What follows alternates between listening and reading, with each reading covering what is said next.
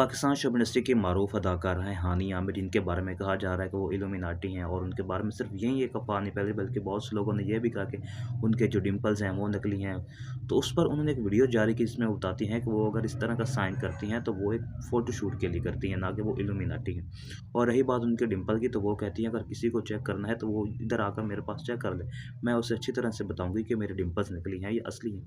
और वो कहती हैं कि उसे लोगों की बातों से कोई फ़र्क नहीं पड़ता लोग उनके बारे में क्या कहते हैं। और साथ में वो ये भी कहती हैं कि आप लोग तो ऐसे हैं कि मेरी शादी हो भी नहीं रही कि उनकी शादी के कार्ड बना देते हैं। वो कहती हैं वो तो अपनी माँ की पसंद के भी कपड़े नहीं पहनती।